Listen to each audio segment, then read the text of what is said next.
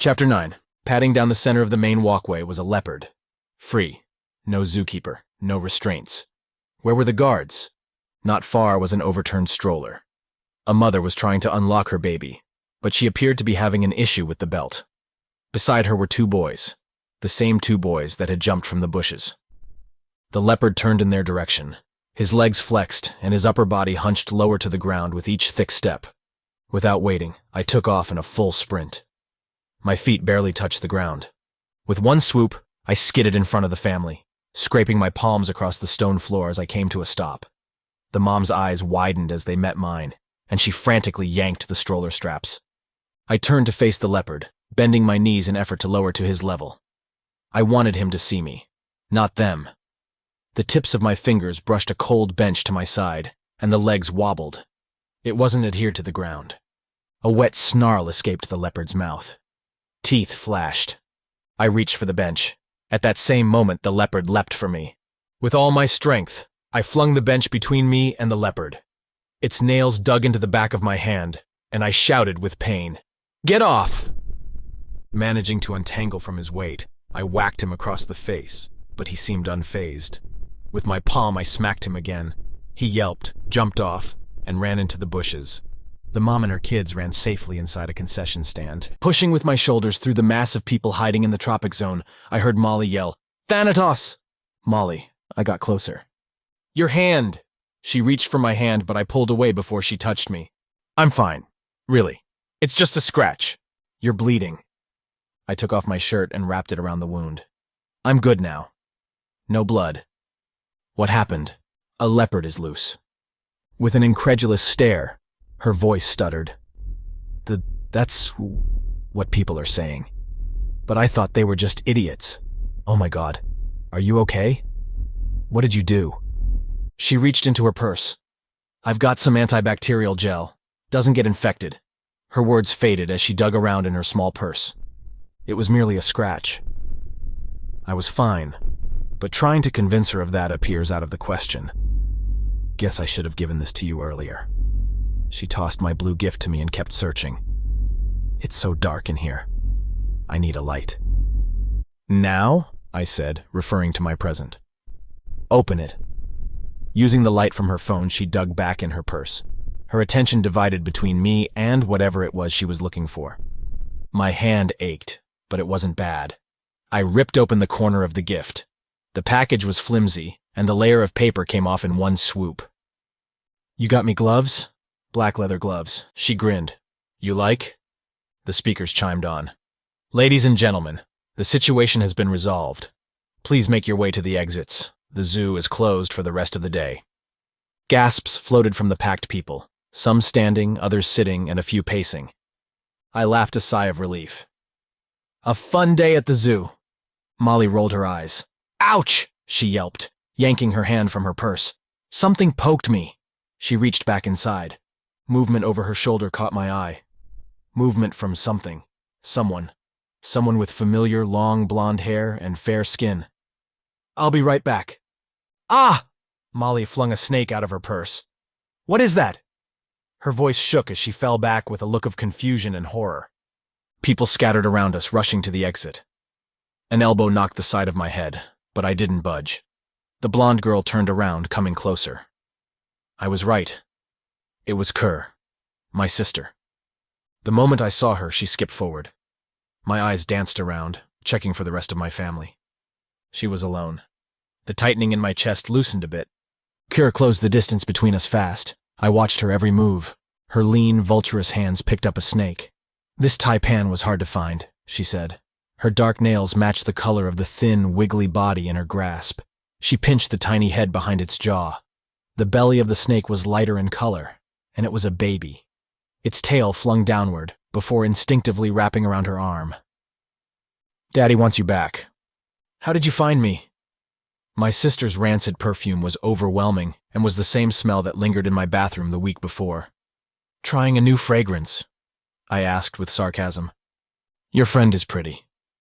I stepped to the side, not taking my eyes off of her and blocking her view of Molly. She grunted. "I've been watching you for days. Molly Lace Patronelli. I know who she is. I know all about her." She grinned, and I knew what that grin meant. It was a grin I'd seen over and over again growing up, right before she killed someone. I motioned at the corners of the ceiling. Smile, you're on camera. Think that's ever stopped me? Kerr had a one-track mind. What do you want? I asked. Daddy wants you home. He always wants me home. What is it this time? You know the answer to that. He wants you to be a part of the family, a family that you can't get rid of by running away. She paused. And your 18th birthday is approaching. You know what that means. Bile inched up my throat at the thought of returning home. Of course I know what that means. That's why I won't be leaving with you. With those words, Kerr shoved me aside, but not before I grabbed hold of her free arm. It's not going to be that easy, she hissed. I thrusted my elbow at her face, attempting to knock her in the nose. She turned before I made contact, and I tripped backward, tumbling to the ground like a brittle weakling. With the heel of her boot, she pressed the tip to my throat. I tossed her leg off me and kicked her other from beneath her. She slammed to the ground, hip first. Maybe I could distract Kerr long enough for Molly to escape. Her red lips parted, and a deep-throated chuckle escaped, with the olive snake still coiled around her arm. You can't hurt me, Thanatos. You've tried before, it never ends well. Besides, I think you should worry more about Miss Molly. Kier's gaze turned to Molly, whose body sagged and nearly fell over. Molly coughed up blood. I can't breathe. Spurts of blood dribbled down her chin. What's happening? Kier unwrapped the snake from her arm and placed it in a dark red purse, cinching the top closed. You did this? I asked, suddenly realizing that Kier was responsible. How did you get that in here? Her organs are shutting down, Kier replied. I scrambled to Molly. Her hands drooped by her sides. With a stiff neck and weak eyes, she focused on me. Help. I have the antivenom, Kier suggested. Give it to me, I said. Molly's body is becoming paralyzed. She'll die an agonizing death. Even with the antivenom, she may not live. Give it to me. My words were sharp. I thrusted my arms out for Kerr, grabbing one hand around her neck, and then the other. Kier didn't fight back. I braided my fingers. On one condition, she mouthed. My eyes narrowed. What? I spat, nose to nose, eye to eye. Come back with me. I shook my head and squeezed her tighter. She grinned with an evil smile. Then your friend dies. Kier's face turned purple, but she didn't scuffle. I didn't want to go home. But what about Molly? She was only one person, one death. Was she worth returning to the one place I hated most? With one look at Molly, I knew I couldn't let her die. I released my fingers. She didn't have long. Fine, I'll go. Now hand it over, I said. The purple receded, and Kerr removed a pouch from her boot. She unzipped it, handing me an icy syringe. It has to stay cold, or it's no good. For Molly's protection, I put on the leather gloves she had given me and popped off the cap to the needle. Carefully, holding Molly's limp arm, I inserted the antivenom. You will be okay, I promise. But I couldn't promise, I could only hope. If she dies, deal's off, I spat, not looking away from Molly. Molly was right. I had to face my fear. I had to face my Reaper family. I should have told Molly no the first day she approached me at the hospital. Now, staring at her fragile body and chest quivering, I had to go home. If she lived. Molly's eyes closed. I grabbed her hand, something I'd never done before. The seconds ticked by slowly. My shirt clung to my back from the sweat trickling down my neck. Molly? She didn't budge. How long before it takes effect? I asked Kerr. It doesn't reverse the damage, only prevents symptoms from advancing. She was weak, probably won't do any good, she replied, casually retying her hair behind her head.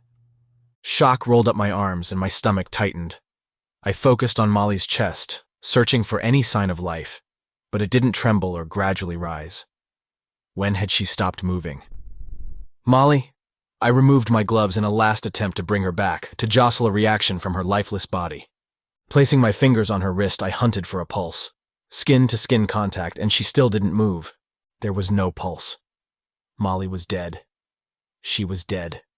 Everything stilled. We better get out of here, Kerr said. I lowered my hands from Molly's skin. My body felt cold despite the sweat streaming down my nose. Battling the urge to rip Kerr's face off by her dainty little nose, I stood. My fists shook, gripping the gloves that Molly had given me. More than ever, I was going to figure out a way to end this battle with my family. Through clenched teeth, I said, "Let's go home." But I was returning on my own terms to end this.